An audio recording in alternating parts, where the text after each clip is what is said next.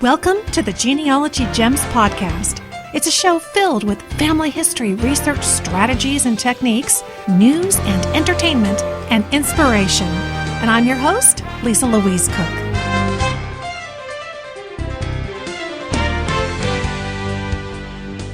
Hello and welcome to Genealogy Gems podcast episode number 184. Today we have lots to talk about. I'm going to kick things off with two fabulous online resources that I really do think are gems. Two of you wrote in with your own advice, one on saving your genealogy from theft and another with a tip on digital preservation. So we'll be sharing those. And I found a really funny poem online that the author, a genealogist, gave me permission to share. And you'll get a quick training session on an important type of genealogical record. And then Sunny's going to be here. She's going to join me to announce our next Genealogy Gems Book Club pick. And we may or may not digress a little bit to talk about some fun other things that are on our minds. All this and more awaits you, so sit back and relax, grab a cup of coffee, or do whatever it is that you do while you listen to podcasts. And let's get started. Now, did you see the recent article on the Genealogy Gems websites about Ancestry's Web Indexes? These are free resources that anyone can access, and you don't have to be an Ancestry subscriber or even create a free login on the website to use them. So here's what they're all about. For the past couple of years, Ancestry's been re-indexing databases from other websites on their own website. And that's not stealing data or taking credit for data from other places. Everything is fully cited and points to the original sites. So Ancestry is extending the power of its ability to help users find their family history online wherever it may be. They're taking advantage of the fact that it's already a place where people are looking and their site's powerful search tools. What I think is really cool about this is that you may have a better search experience in Ancestry than you would at the original website. You know, some websites that host databases or indexes, they don't offer very flexible search parameters. If you're searching for Elizabeth Madison, let's say, they may not recognize that Beth or Lizzie are acceptable search results or alternate spellings of her last name, but Ancestry does. Now, of course, a subscription to the original website where the data is held might be required to see any of the images or other content that's members only. But if there is data out there, I want to know about it, don't you? Then I can decide whether or not I want to pay to get access to it. Another bonus is that a lot of their big web indexes are from sites that are not in English. So this gives English speakers a portal to that data that's online in case they're intimidated by trying to search a site in another language or by applying Google Translate, which of course I do cover in my book, The Genealogist Google Toolbox. So anyway, I think it's just one more online tool using Ancestry to access data through their indexes through other websites, kind of applying their search engine to other websites on the web. That's what they're doing with these new web indexes. And just within the past few weeks, there have been a few new Ancestry web indexes. For example, the Danish immigration, and that's immigration with an E for people moving out of the country. More than 300,000 records from 1868 to 1908 have been indexed. And they have an Indiana marriage index from 1806 to 1861 with another 300,000 records. Montreal, Canada marriages and burials dating back to the 1760s. Alberta, Canada newspaper vital events index back to 1889.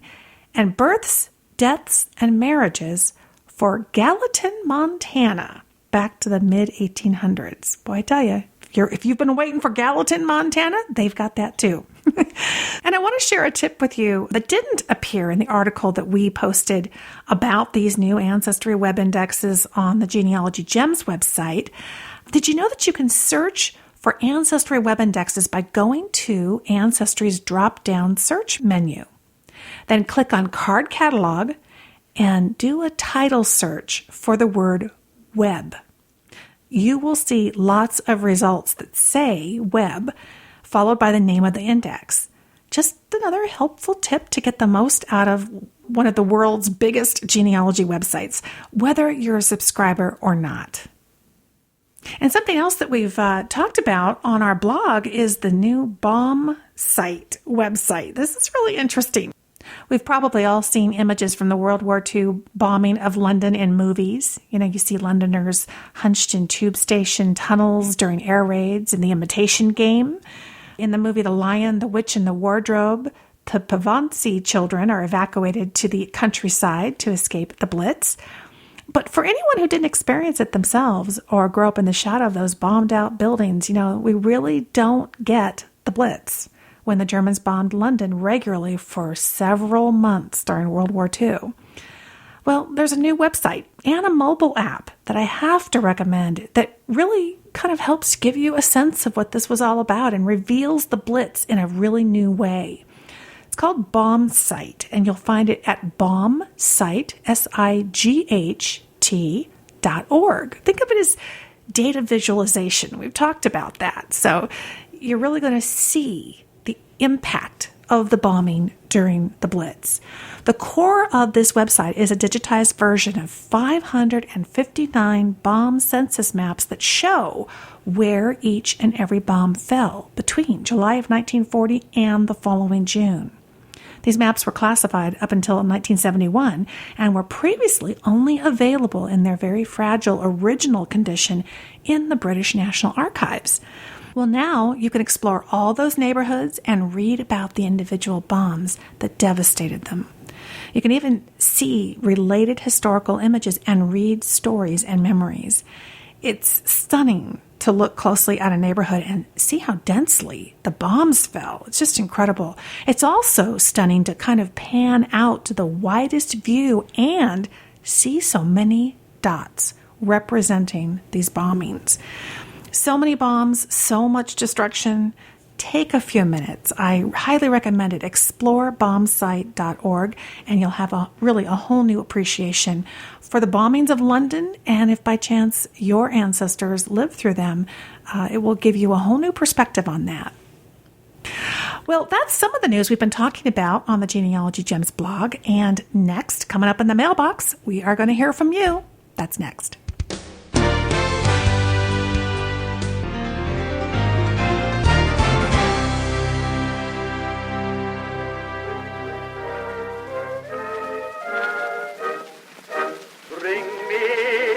Letter from my old hometown, one with some jokes from my old pal Jim Brown.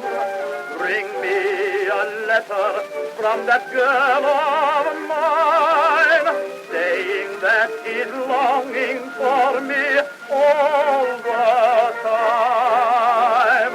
Bring me a letter from my proud old dad, who knows that we are winning, and I bet he's glad.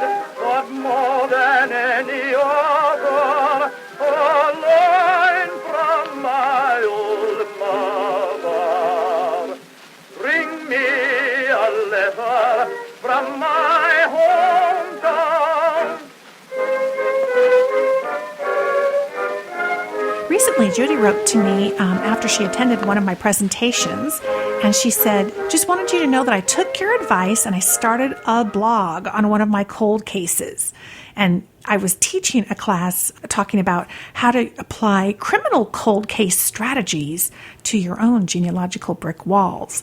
And certainly blogging is one of the things that I highly recommend in that presentation. Talk about it as a narrative tool, as a way to kind of identify some of the gaps in our research, but also as the ultimate message board, right? It's the Google cousin bait that we put out there and put to work for us so that people can find information about our research when they're doing their Google searches and hopefully make some connections and help each other.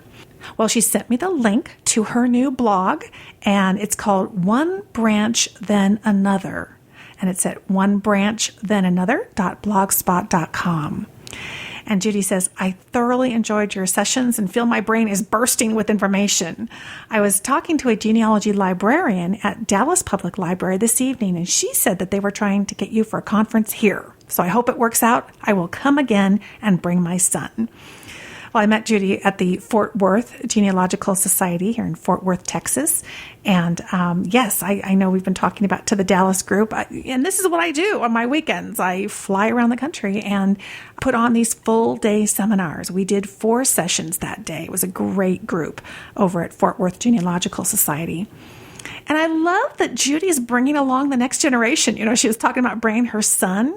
And I've had that happen where people say, oh, I brought my husband, you know, he's just going to kind of do his work and, you know, hang out with me while I'm doing the seminar. And then the husband ends up getting kind of involved and following the Google and trying the techniques we're talking about. And it's always really fun to kind of see their eyes light up too.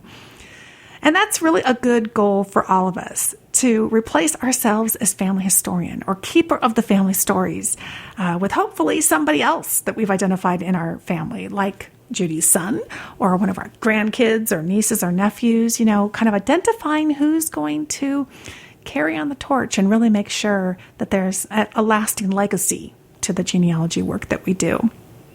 So I took a look at Judy's blog and had a couple of ideas for her that maybe if you are trying your hand at genealogy blogging, you might want to think about these as well. I really liked, as I was looking through her blog, that she had a great use of keywords and data.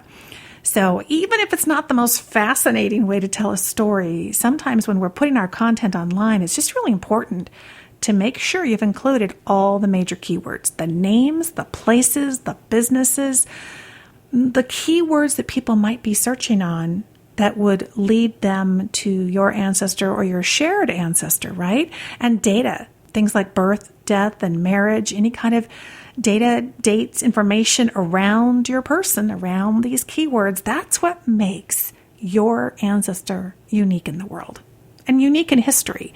And it kind of plays into the idea of, you know, people say, oh, but I have a really common name for my ancestor.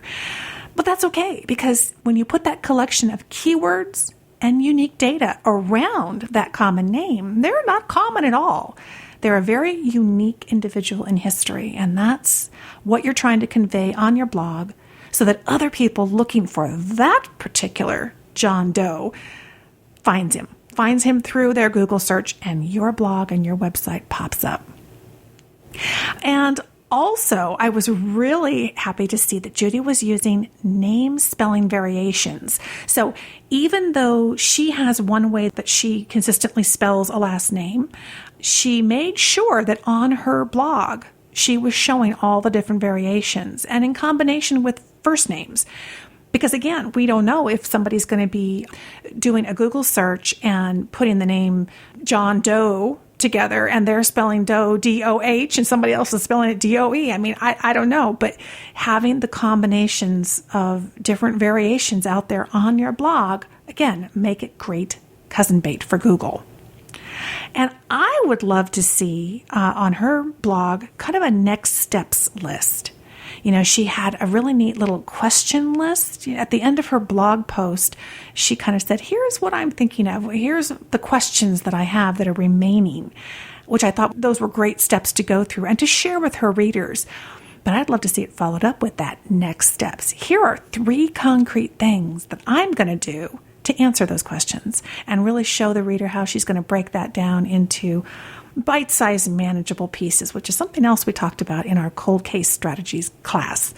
So great job, Judy. And I hope that those suggestions help you continue to refine your blog as well as all the rest of you. I know there's a lot of you out there who are blogging, and good for you. Now, I met Kathy from Carmel Valley, California on the Legacy Genealogy Cruise this past June, which was so much fun. And afterward, Kathy sent me this note. She writes, "Hi, Lisa. I hope all is well with you and your family. I'm still thinking about our lovely Caribbean cruise. I thought you might share a reminder with your listeners.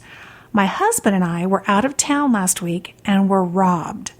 The robbers took only electronics, thank goodness, and did not mess up the house. Another thing to be thankful for. But your listeners cannot rely on external hard drives as backup. If the external hard drive is by the computer, the robbers will just take that as well. Thank goodness we had a web-based backup, so we did not lose our precious research or photographs. It could have been so much worse. This is just another reason why your listeners should look at Backblaze or another company that provides the same service. I'm grateful that I did. Yes, we have to purchase new computer equipment, but we have our research and our photos. Gratitude, gratitude. Oh my goodness, yes. I am so sorry, Kathy, that your house was robbed, but I am so glad that you didn't lose the most important part of your computer, what was on it. And I sure do appreciate you sharing your experience with us. You know, you guys, we've heard this before. The way to keep from losing copies of anything is to keep multiple copies in multiple physical locations. Now, Kathy mentioned robbery, but another common scenario that would take out all of your in-house computer storage is a natural disaster. A flood or fires like the ones that recently plagued Carmel Valley out near where Kathy lives. And I certainly hope, Kathy, that you weren't affected by those as well. In fact, just a few weeks ago, as those fires were raging in California, I was giving a seminar, and my husband got a call from his best friend who lived up in Northern California, and his house was completely destroyed suddenly in one of the fires up there. It was incredible. He said, you know, we thought we were behind the lines, and all of a sudden the fire jumped, and it was over, and we could only snatch what we had at our fingertips. And it's hard to imagine that these things really do happen. But it's a lot of work to back up everything yourself. We have more and more files than we've ever had before. And to do that on an ongoing basis is really tough. And to keep distributing all those backups to multiple physical locations, because it's not going to do you any good if they're all in the same location, right? Because if that location goes, you're still done. A cloud-based backup service does all this work for you, both the backup and the offsite storage. It's all automated.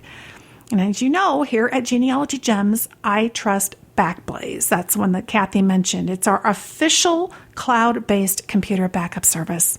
Do your homework. Find out what's right for you. But I did my homework, and I am really, really pleased to recommend Backblaze here at Genealogy Gems. It's less than $5 a month for the peace of mind and security that your computer's contents will always be safely stored and available for you to retrieve from their secure online vault. I encourage you to check them out, and they have some great deals over there. Go to backblaze.com/Lisa. That lets them know that we sent you. And we so appreciate Backblaze as the official sponsor here at Genealogy Gems. They help make this Genealogy Gems podcast free and keep it free for all of you. And like I said, they have a great $5 a month. It's about $50 a year. And they have fabulous security encryption. In fact, there's a 2-step system that you can put in place now. So no point to wait. And for me, the kicker was other services were always making me manually back up my video files. They separated them out. And so even when I thought my whole computer was backed up, those videos that I was sending over from my phone that I'm taking with my iPad, they're not getting backed up. Or the videos that I create for you here at Genealogy Gems. So Backblaze takes care of all of it, and it's automated. Head to backblaze.com/Lisa. You'll see my smiling face, and you can learn all about it. And finally, after listening to the most recent Genealogy Gems podcast episode, Bill wrote in with this great comment. He says, I was very interested in listening to podcast episode number 183, since one of its major segments dealt with the preservation of old photos and videos. For the last 3 years, as time permits, I've been scanning my and my wife's family's old photos, mainly black and white. This is still a work in progress. Tried to do a good bit of reading about this subject on the internet before I started. Also attended a genealogy seminar in 2009 where one of the presentations covered digital photo preservation. Based on what I've read and heard, the so-called experts generally appear to recommend using the TIFF file format versus a JPEG or a GIF or PNG or a BMP for capturing and retaining any photos that you deem valuable or important. This decision seems to be driven by the lossless nature of the TIFF, which is .tif, that format versus the lossy nature of other formats. There's no question that a TIFF version of a given image is substantially larger than its JPEG counterpart, too. Since the choice of a file format is a pretty basic and important aspect of the digital preservation process, I was surprised it wasn't mentioned in the podcast or associated notes. After exploring the Larson Digital site for a while, I located a page there that compares the various file formats for photos, videos, etc. And I'll have the URL in the show notes for this episode that'll take you over to that page on Larson, so you can check it out just like he did. And I loved hearing from Bill because he's absolutely right that the TIFF is generally preferred over a JPEG. And we've talked about that quite a bit here on the show. And it's for just the reasons that he mentioned. Kristen Larson and I didn't cover that in our conversation, kind of due to the time constraints and the fact that we've covered the advantages of the TIFF over the JPEG several times before in past Genealogy Gems episodes, like in episode number 57 with Sally Jacobs, the practical archivist. And that's still available for free online. We'll have a link to that one in the show notes as well. Kristen and I kind of focused in on talking about image resolution because this is a specific area that we really hadn't covered as much. One of the challenges with a JPEG file, as he alludes to, is that when you pull up a JPEG file and you make changes to it, let's say you're using a photo editor to do some corrections to an image. Each time you save it, you lose just a little bit of quality. And that's that lossy that he's talking about. Versus you can correct and alter a TIFF, resave it, and you lose nothing. It stays at the same quality. And just a reminder that Genealogy Gems coupon code for Larson Digital is still good, the one we talked about in that episode. The code is GenGem10. Well, that's a rhyming one. GEN like Nancy, GEM like Mary, 10 all together. And it's good for 10% off the services like digitizing your old photos and your family videos and any film reels that you might have over at Larson Digital. So you can visit their website, Larson, LARSEN, digital.com, or call them at 800-776-8357. You can also email them at info@larsondigital.com and make sure you send them that code, get your 10% off. Well, thanks to all of you for writing in, and coming up next, I have an open letter to Grandma. Bring me a letter from my proud old dad, who knows that we are winning, and I'll bet he's glad. But more than any other, a line from my old mother. Bring me a letter from my hometown.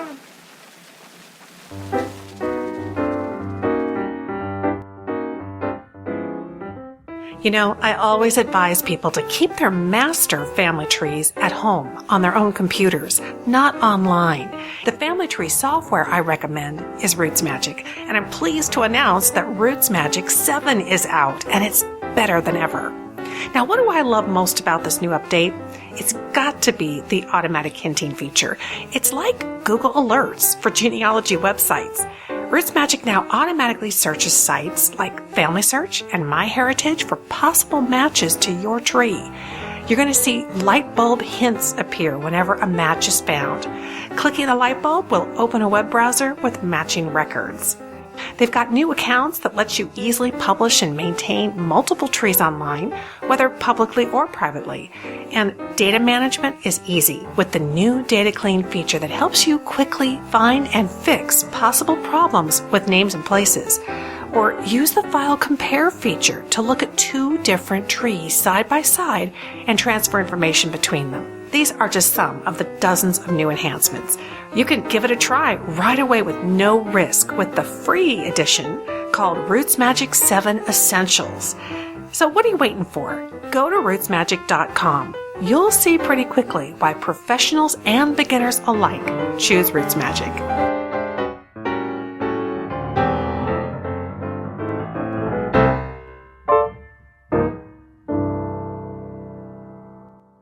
There's a lot of talent out there in Genealogy Gems land, and recently I came across a charming blog post by Gems listener Amy Bowser Tennant. It's called Open Letter to Grandma, and you'll find it at rootsbid.com/blog. Amy shares some of her thoughts as a genealogist about the legacy left behind by her elusive grandmother, and she has graciously agreed to allow me to share it with you.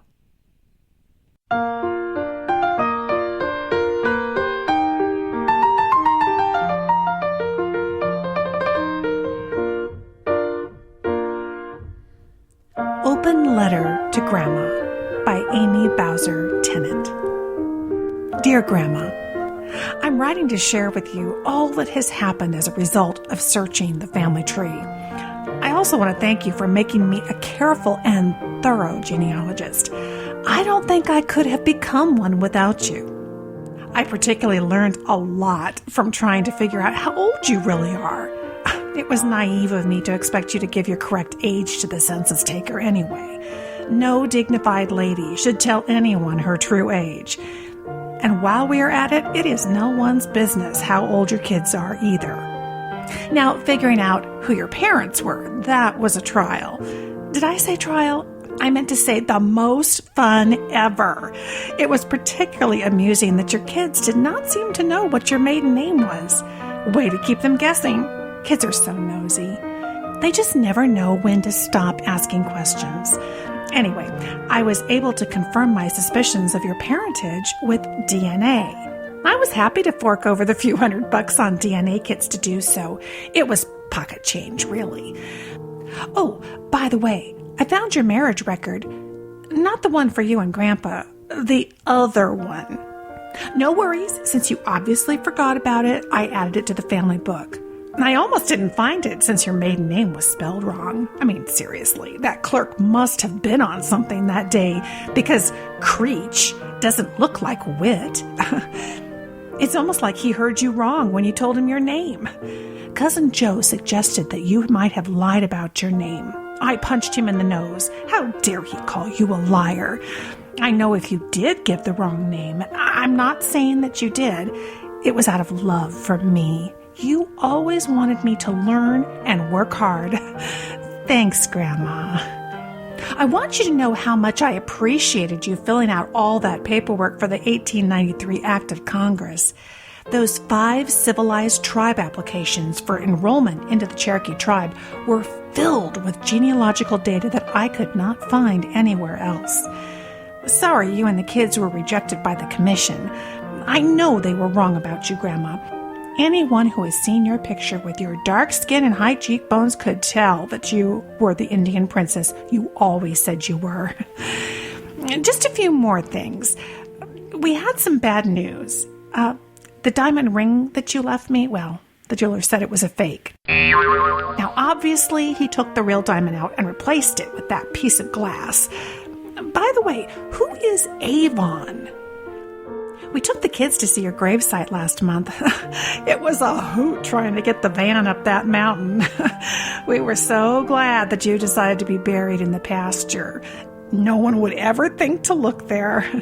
Your tombstone is totally safe from vandals, and it was a particularly good idea to have that bull guarding the area.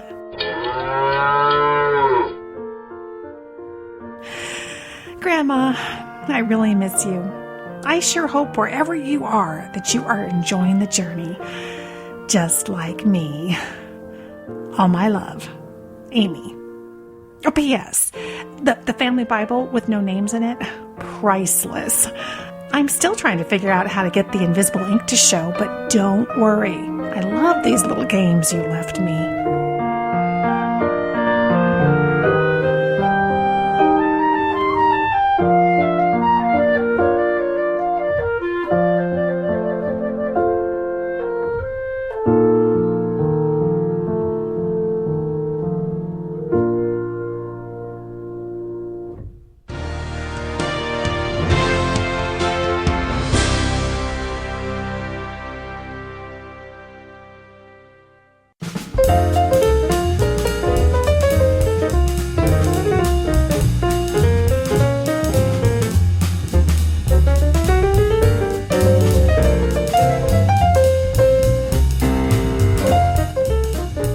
time for the Genealogy Gems Book Club, and of course that means we need our book club guru, Genealogy Gems contributing editor, Sunny Morton. Hi, Sunny. Hello, Lisa. Now, I know that you are absolutely bursting to tell us about what we're going to be reading for the next Genealogy Book Club section, because, of course, now is the fourth quarter of 2015. But, Sunny, I just don't feel like I'm quite done with Laura Ingalls Wilder. You're not ready to let go of her yet, are you? No. You are a huge fan. I am, and it's so funny how it's come out. I was talking to Allison Dolan over at Family Tree Magazine, and she's like, "Oh, I'm so jealous you went to Rocky Ridge Farm." And I did. I got to go to Rocky Ridge Farm in Mansfield, Missouri, which was the home, my goodness, the last 40 or 50 years of her life, and that's where she retired and where she wrote the Little House books. It was incredible. So tell me a little bit more about that. You mentioned it on Facebook, but I'd like to hear a little bit more about what really moved you from that visit. Well, you know, I have to say, having read all the books, obviously, and then you go and you read Pioneer Girl, and you get some of the more adult version of her story, and you get a lot of the back history, you know, in all those footnotes and endnotes and annotations. It was just fabulous.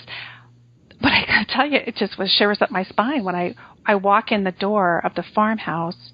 Well, actually, first, you go into the museum, and they're building a big, beautiful, brand-new museum just around the corner from Rocky Ridge Farm. But you first head to the location where the farmhouse is, where the one that Almanzo built, which was just amazing. You look at it, how does this guy, you know, and he had suffered from diphtheria, and he had a partial, I think his leg was a little bit lame, and he'd had a stroke. So this man built this house. It was amazing. And attached to it is a museum that looks like it was built maybe in the 70s or so. I don't know exactly when. But you walk in the door, and there's Pa's fiddle. Oh, my gosh. I mean, it was Pa's fiddle, and it's up in this beautiful glass case.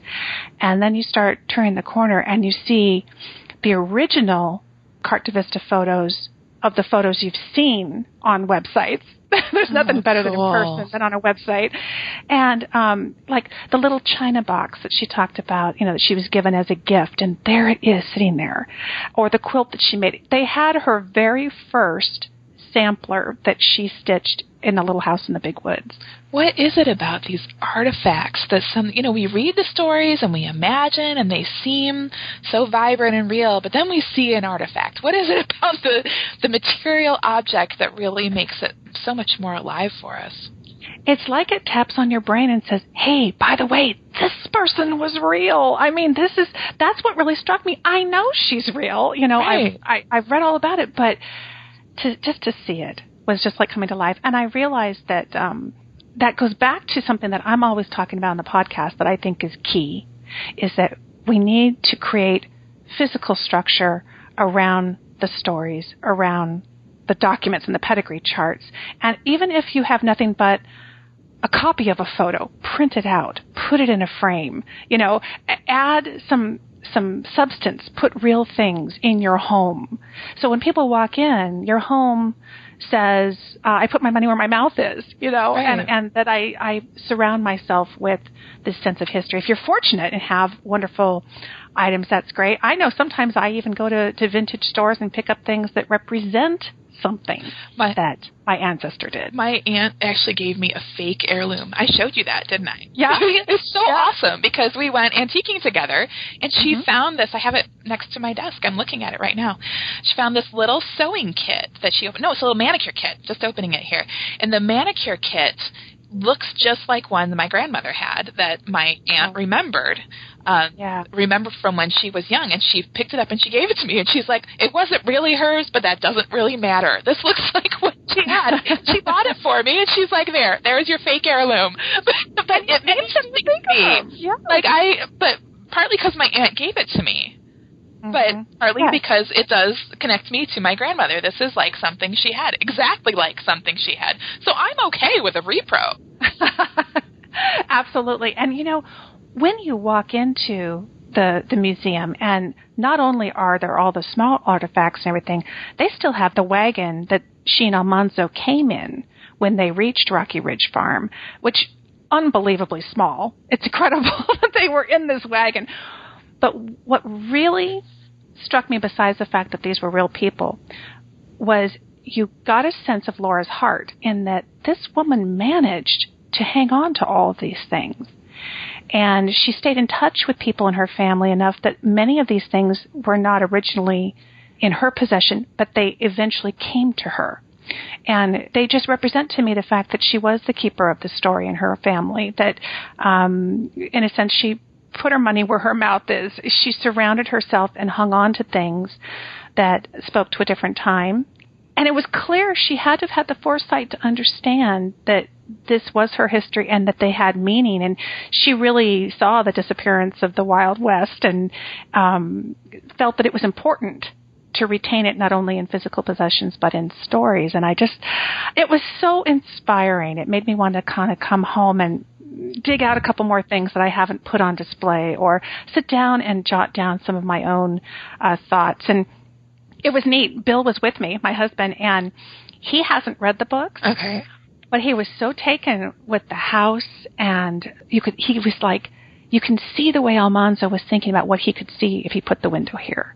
You could see that he wanted to nestle her books around her in this corner so that she would always have not only her writing desk, but what she loved to read. It was just neat to see him picking up on the man of the house, as Laura would call Almanzo, his sense of how he cared for her and created her environment. And I think I'm going to be able to talk him into reading one of the books. That's neat. Well, I came home from that trip in speaking at the Ozarks Family History genealogy conference, and I sat down and I read Little House on the Prairie in a day or two. And I had forgotten how it was so much about Pa building the log house and the details of what it took to actually dig a well, and how Ma was involved. And yes, some of it is fiction, but it's all based in truth, and that's the beauty of Pioneer Girl, is it gives you that basis in truth that the books were all on. So it was a fabulous experience. And get this, my final treasure was I had to scramble through the bookstore because they were like, okay, we're making our way up the road to the Rock House, which is the house that her daughter Rose purchased out of, I think it was a Sears and Roebuck catalog, and had built for her. It's a beautiful house just up the road, but we only had like 5 minutes.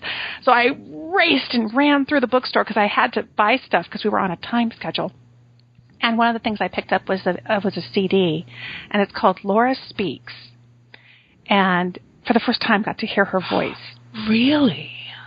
And it's interesting that with all the WPA and how they sat down with people and they did interviews and they recorded, that nobody really did that with her except the local librarian in Mansfield, who knew Laura well. In fact, it sounded like the way she said it was that Laura would come in each week, once a week, and visit with people and sign books and things. And somebody from California had sent her reproduction little dolls that they had made to represent all the characters in her family, and even Jack the dog, and the librarian invited Laura to sit down, and she's probably 80 years old at the time, to comment and thank them for these gifts. And thank goodness the librarian had the foresight to ask her about each of the characters, and was Ma really like that, and how did Pa really, did he sit or stand when he played the fiddle, and just little details. And to hear her voice was really exciting. That's neat. Yeah. So I'm going to take that over to my daughter, Vienna. She'll love it. And it's interspersed with, I guess twice a year they take Pa's fiddle out of the case, and they have an expert fiddle player in the area play it. So they've recorded some of that, and that's all intermixed. So it was a wonderful experience. And, of course, you can go and visit Rocky Ridge Farm on their website. We'll have a link in the show notes to that. And the CD is off to Vienna's house because she read all the books. And it's funny. Well, my daughter, Lacey. Uh-huh. She's been on the show. Bill asked her, so did you read all the books too? And she's like, Vienna read all the books. I was so independent. I wasn't going to read the series that Mom was reading or that Mom loved as a child.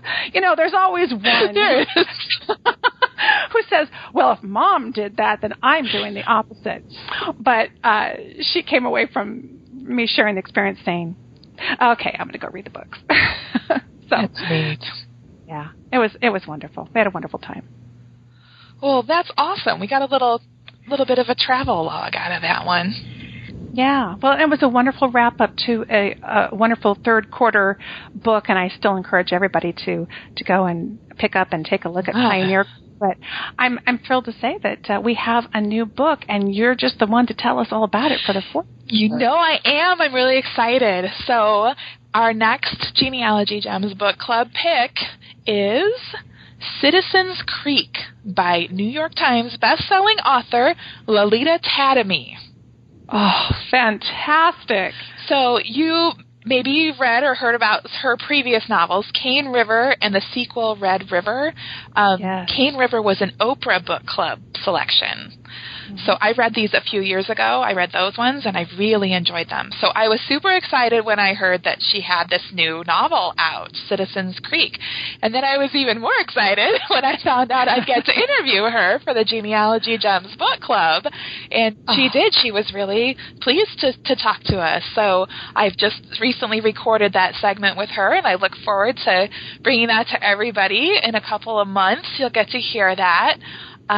But that's the book, Citizens Creek by Lolita Tatamy. Fantastic. You told me that you were going to be talking with her. I just thought Cane River was one of the few books that after I bought it and I read it, I kept it. Yeah. That was a shelf space book, that I wanted to hang on to because I knew I would want to read it again. And her storytelling technique is just riveting. Tell us about Citizens Creek. Okay, so it is a novel. But it's based on the lives of real people, and we here at Genealogy Gems love novels like that. Yeah. They just really bring the past to life. So I'll read you the book summary from the author's website. This is, Citizens Creek is, the evocative story of a once enslaved man who buys his freedom after serving as a translator during the American Indian Wars, and his granddaughter who sustains his legacy of courage. Cow Tom, born into slavery in Alabama in 1810 and sold to a Creek Indian chief before his 10th birthday, possessed an extraordinary gift, the ability to master languages. As the new country developed westward and Indians, settlers, and blacks came into constant contact, Cow Tom became a key translator for his Creek master and was hired out to U.S. military generals. His talent earned him money, but would it also grant him freedom? And what would become of him and his family in the aftermath of the Civil War and the Indian removal westward? Cow Tom's legacy lives on, especially in the courageous spirit of his granddaughter, Rose.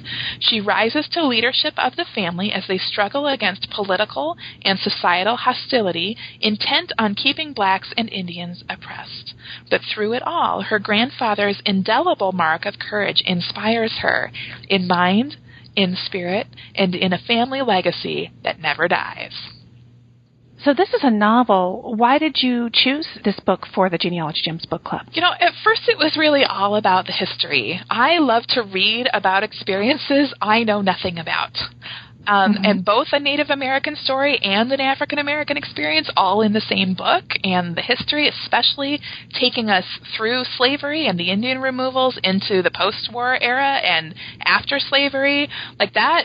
To me, that kind of story, bring it on. I want to read about something that I know. I know. These are sidebars in my history books in my mind, right? The removal of the Indians and the slavery. Well, what did that mean? How did that translate into the lives people were leading? And interestingly, how did they intertwine? Because it wasn't just the Indian experience, and it wasn't just the African American experience. These are intertwined stories. But then after I got into the history, and I love the history, the character stories become a lot more personal. They're very relatable, and they are very obviously about family, about relationships, about legacy. This is an intergenerational story. How so? Well, I've talked a little bit about Cow Tom and then his granddaughter, but you're going to see the connection. You're going to know Cow Tom as a 10-year-old, and you're going to follow that story through a couple generations until his granddaughter, Rose, is a grown woman.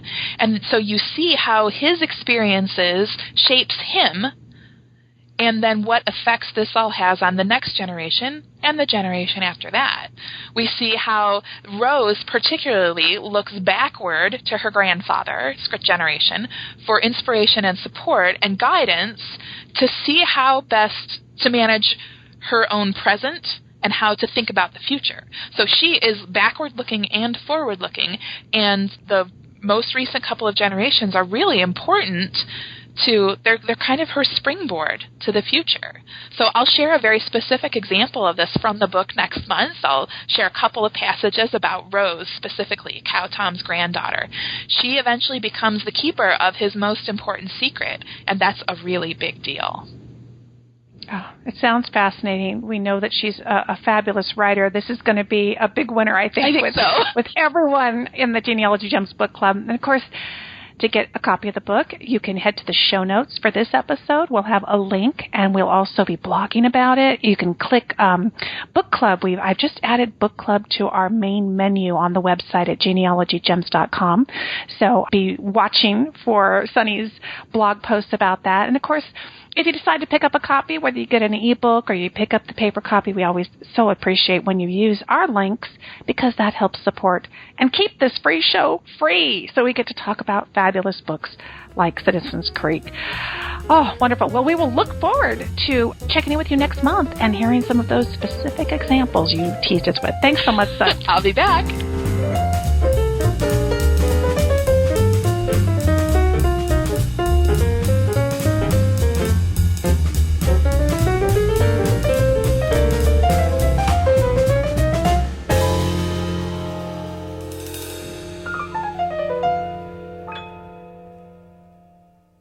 You know, now that I've moved to Texas and what they lovingly call Tornado Alley, I'm more aware than ever that if anything ever happened to my genealogy files, I would be devastated. And boy, have my files expanded since I started this research at the ripe old age of 8 years old. As genealogists, we don't just have paper files anymore, but we also have digital files like our genealogy database and precious old photos that we've spent hours scanning. No matter where we upload our family tree or anything else relating to our family history on the web, the responsibility for the total safety and security of our files lies with us. That's why I'm so proud to announce that Backblaze is now the official backup of Lisa Louise Cooke and Genealogy Gems. For the past few years, I've been researching and I've been test driving backup services, and hands down, Backblaze is my choice. It's certainly the easiest service to use. And I love their free app that allows me to access all my files on my smartphone and my tablet. Plus, it backs up everything, including my video files. Yikes, I didn't realize before looking at Backblaze that other services skip over backing up videos. So don't wait another day to ensure that all your files are safe and secure. Back them up like I do with Backblaze. Head to backblaze.com/Lisa and scroll down. You'll see my smiling face there and a great offer. Just $50 for a year's peace of mind and the best cloud backup around.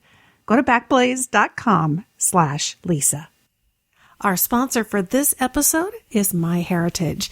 Now, I know that you tune in to the Genealogy Gems podcast because you know that I'm going to carefully vet the products that come across my desk. And I'm only going to bring to this show the ones that I really think are the real gems. Well, MyHeritage.com is in that category, and I couldn't be happier that they've signed on to support and sponsor this free podcast. I've spent the last several months really digging into MyHeritage, and I found some powerful tools that I think you really need in your genealogy tool belt. First of all, they have over 70 million members worldwide. If you're serious about making connections in the country where your ancestors once lived, hands down, MyHeritage is the place that you want to be. Get your tree posted on their website and start to see the magic as they automatically match it up with other trees. Not just with genealogists in the country where you live, but genealogists around the world. Then there's MyHeritage's unique and powerful search system. It's called Record Matches. It constantly calls 5 billion historical records for your family. It's the only family history interface out there using semantic analysis to search newspaper articles, books, and other free text documents. It's also the first to translate names between languages. And I personally like that the matches from the historical newspaper collection at MyHeritage, they show up towards the top of the results list. So visit myheritage.com. It's free to get started, so there's really no reason to wait, and there are billions of reasons to try it out. Visit myheritage.com.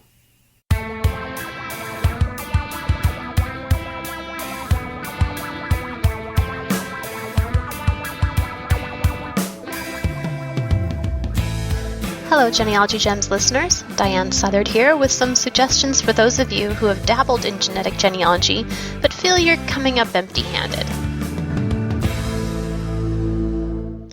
If you've begun your genetic genealogy journey, you are not alone. Over 1 million people have had their DNA tested for genealogical purposes, and that number is climbing fast. If we were able to survey all of those who have been tested, how many would answer that they are fully satisfied with their results? I think the level of satisfaction we feel with our genetic genealogy experience has everything to do with our expectations going in. What did you expect going in? Many are drawn to genetic genealogy by the pretty pie charts and maps that reveal our mix of ancestral heritage. If they are expecting a nice addition to their coffee table pieces, they're pleased. If they're expecting a crystal ball into their ancestral heritage, they are often disappointed.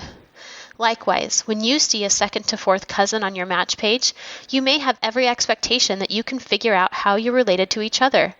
But when that common ancestor remains elusive, many fear that the test is not helpful, or worse, inaccurate. Recently, we heard from Jenna on the Genealogy Gems Facebook page. Jenna has followed the autosomal DNA testing plan perfectly. She tested first with Ancestry, then transferred her results into Family Tree DNA. She even went the extra step and uploaded her results into GEDmatch, a free third-party tool. And yet, she feels she hasn't made any positive connections.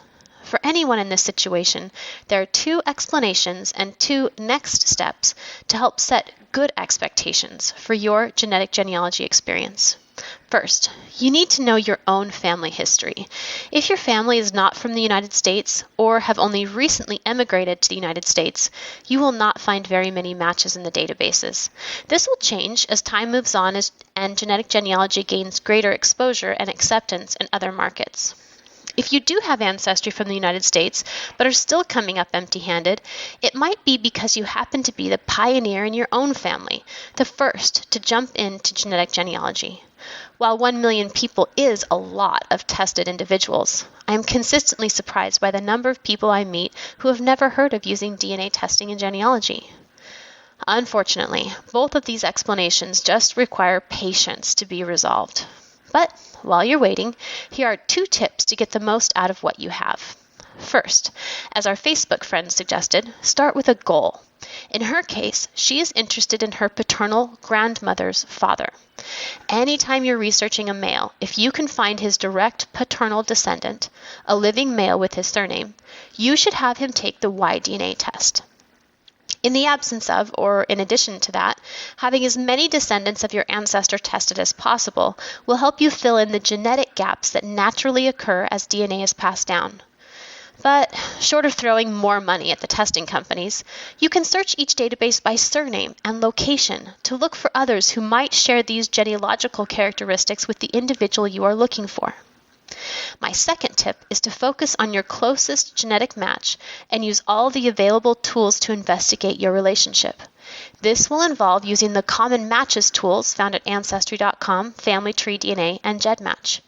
In this way, you can find multiple individuals that may all be related to you through a single common ancestor. You can then use their knowledge in genealogies to look for overlapping genealogical information, like surnames and locations, to help you identify your shared common ancestor.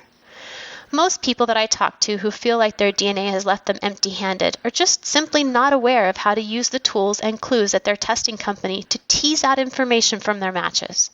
That's why I've written these genetic genealogy quick guides that do take you step by step through your results to make sure you're making the most of your DNA test results. You can find my guides under the Store tab at genealogygems.com. I also offer customized DNA guidance like the help I've been giving Lisa, which she's talked about in her free weekly newsletter. If you're interested in a consultation, you can find me through my website, yourdnaguide.com. So, to Jenna and all those like her, hang in there, be patient and persistent. Genetic genealogy is a great tool, and like any good tool, it takes practice to learn how to use it.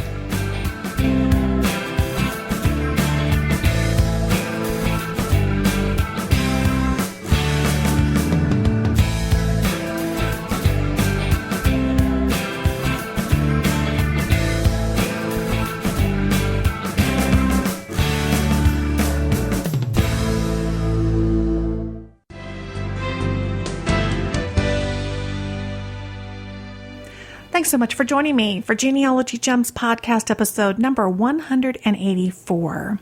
After I wrap this up, I need to go pack my bags. I am off again. I was in Niagara Falls last weekend with the Niagara County Genealogical Society, and this weekend, Bill and I are heading to Lincoln, Nebraska. I have never been to Nebraska. I'm looking forward to checking it out.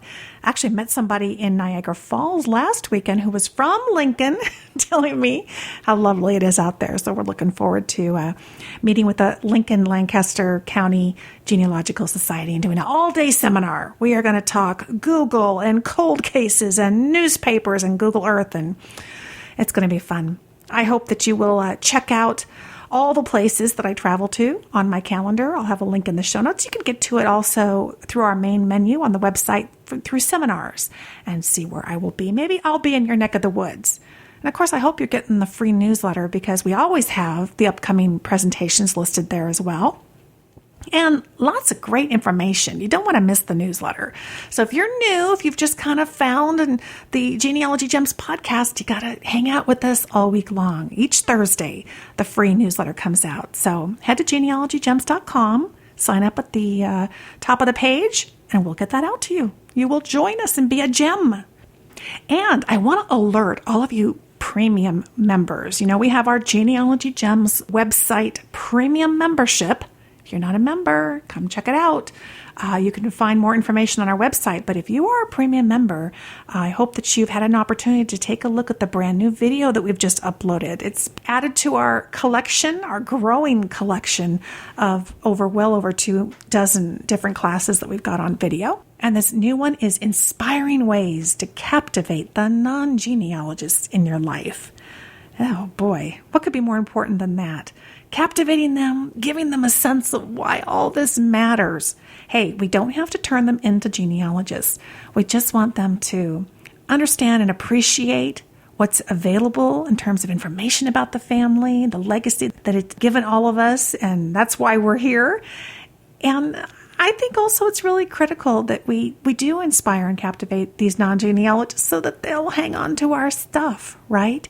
When we're gone, we want our kids and our grandkids and our great-grandkids and nieces and nephews, somebody out there to appreciate it and understand the work that went into it, and the fact that even if they are not going to be the next genealogist, they could be what I call the transfer person. I was talking about this in a recent class, that it seems like the person who gets kind of passionate about family history, it seems to jump generations. Have you noticed that? It's like, it's not cool to do what your parents do, right? So it's like every other generation. It's like one generation, there's the rabid genealogist. The next generation, there's a transfer person. This is the person who inherits it, takes care of it, and passes it on. The next generation, you end up with a rabid genealogist in the family, and they're thrilled to receive it. And then, of course, their descendants, not so much. You're looking for a transfer person. The people who passed it along, they're just as important as the people doing the research. And they're more willing and interested in being that person for us if they understand the value. And they're excited about what they're seeing in the stories that you're telling and the mysteries that you're uncovering. So check it out, premium members. It's a fun 1-hour video. I've got a handout for you that you can download with all the instructions for the things that I talk about. And if you have ways that you're inspiring the people and kind of captivating the people in your family to kind of get it why family history is cool and at least worth knowing about. I hope you'll drop me a line at genealogygemspodcast@gmail.com, because I love to hear your ideas, and I love getting pictures of your projects and things that you do, ways that you've kind of sprinkled the family history throughout your home so that when people walk in, they know what matters to you. And you matter to me. So thank you so much for listening, friend. I'll talk to you soon.